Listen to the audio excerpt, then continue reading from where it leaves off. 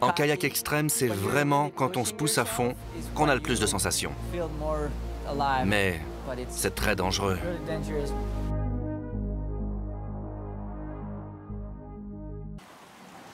C'est une belle journée. Les rapides sont au rendez-vous, la rivière est belle. J'ai hâte de me jeter à l'eau. En 2013, j'ai rejoint des amis au Mexique. On voulait descendre les cascades parmi les plus abruptes au monde. Je n'oublierai jamais ce voyage. On est dans le Chiapas et ce matin, on retourne à la rivière pour descendre de nouvelles cascades de 15-18 mètres. Il y a du stress. On devait se faire un maximum de grosses cascades. Le tout filmé par un hélicoptère. C'est dément, mon pote. Aussi dingue que je l'avais imaginé. J'ai un peu peur d'aborder le bord de la falaise trop vite. En kayak extrême, c'est vraiment quand on se pousse à fond qu'on a le plus de sensations. Mais c'est très dangereux. La descente de cascade, ce n'est pas forcément du goût de tout le monde. On déboule à toute allure, on plonge en chute libre et on atteint le bassin. On passe d'une vitesse de 70 km/h à l'arrêt complet. Ça fait un peu l'effet du coup du lapin en voiture. On se prend des coups. On peut se prendre la pagaie dans le visage, se casser le nez.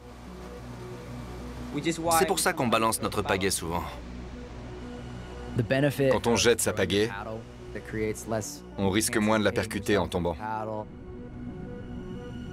Par contre, c'est moins pratique pour se redresser rapidement. Quand il y a une importante pente hydraulique, on a comme un rideau d'eau qui se déverse dans un bassin et nous entraîne par le fond. Dans ce type de configuration, on peut aussi se laisser porter, auquel cas l'eau nous entraîne au fond et nous rejette en aval.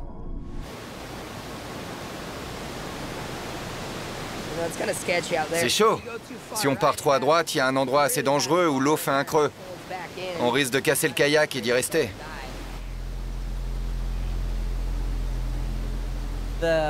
Sur le Rio Santo Domingo, il y a une portion super raide qui n'avait encore jamais été descendue de bout en bout. Ah, mon pote! Les rapides sont impressionnants! Avant de descendre des rapides, on visualise sa trajectoire. À quel endroit on entre dans le courant? Quels sont nos points de référence? Un rocher ou une vague qui casse? Et à quel endroit on aborde le bord de la cascade?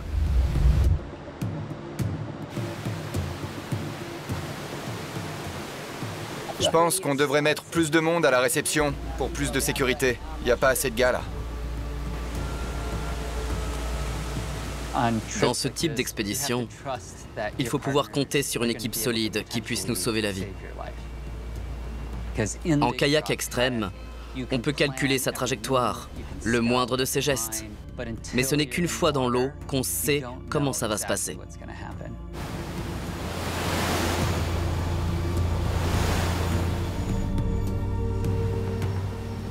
Ma priorité, c'est de rester entier.